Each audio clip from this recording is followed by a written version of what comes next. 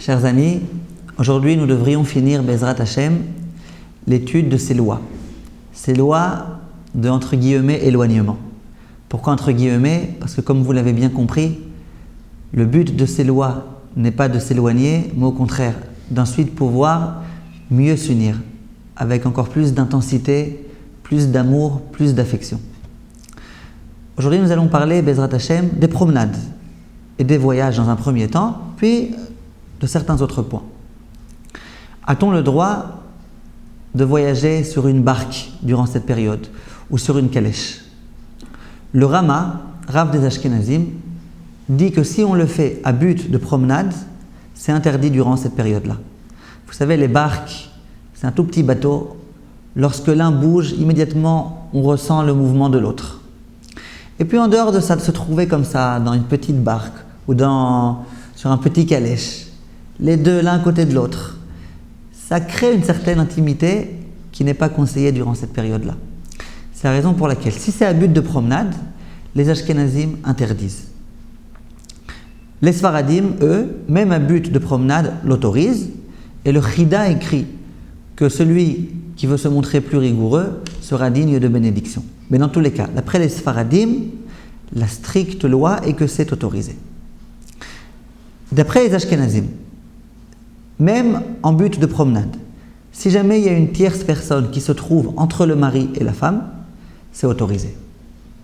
Lorsque le but de cette promenade n'est non pas la promenade en elle-même, mais que c'est à but professionnel par exemple, ou alors qu'on est en déplacement pour des raisons familiales, qu'on va ensemble accomplir une mitzvah et compagnie, là même les décisionnaires ashkénazes l'autorisent.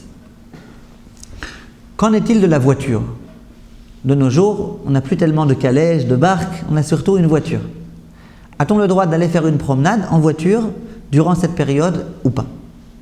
Réponse: d'après les décisionnaires séfarades, bien sûr qu'il n'y a aucun problème, comme on vient de le dire, a fortiori qu'il n'y a pas de problème concernant la voiture. D'après les décisionnaires ashkénazes, c'est l'objet d'une controverse. Certains d'entre eux, le Rav Moshe Feinstein, le Rav Eliashiv aussi, tels que ces propos sont rapportés dans le livre du Rav Karp, disent qu'il n'y a aucun problème. Pour tout type de raisons qu'ils avancent, qu'ils expliquent, il n'y a pas de problème concernant la voiture. D'autres décisionnaires ashkénazes disent qu'il y a lieu d'autoriser une promenade en voiture que dans la mesure soit où dans la voiture se trouvent d'autres personnes, ce qui va permettre d'atténuer un petit peu l'intimité, soit si l'homme se trouve par exemple devant et la femme derrière, ou vice-versa. Mais dans la mesure où les deux se trouvent sur la banquette arrière par exemple, il y en a qui veulent interdire. À nouveau, je répète, beaucoup de décisionnaires, même ashkénazes, l'autorisent. Si jamais ils sont tous les deux sur la banquette arrière et qu'il y a quelqu'un entre les deux, évidemment qu'on peut autoriser. Même dans la calèche, on l'a autorisé, même sur la barque, on l'a autorisé.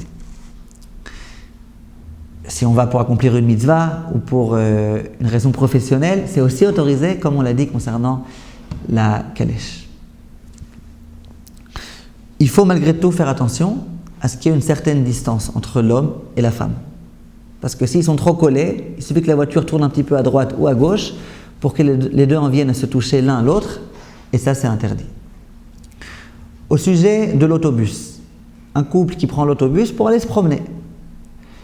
Le Chazon Ish a dit qu'il n'y a aucune interdiction, que c'est tout à fait permis. À nouveau, il faut malgré tout qu'il y ait une certaine distance entre l'homme et la femme, qu'ils ne se touchent pas trop, qu'ils ne soient pas trop collés l'un à l'autre. Dans la mesure du possible, certains décisionnaires écrivent qu'il vaut mieux mettre un petit sac ou un objet qui fasse une petite interruption entre l'homme et la femme. Ensuite, au sujet de la promenade pédestre. Les deux souhaitent marcher ensemble dans une belle forêt. Ont-ils le droit ou pas? Alors, je ne vous cache pas qu'il y a un des décisionnaires qui a voulu interdire. Mais l'immense majorité des autres décisionnaires ont dit qu'il n'y a aucune raison d'interdire et que la promenade pédestre est tout à fait autorisée durant cette période-là.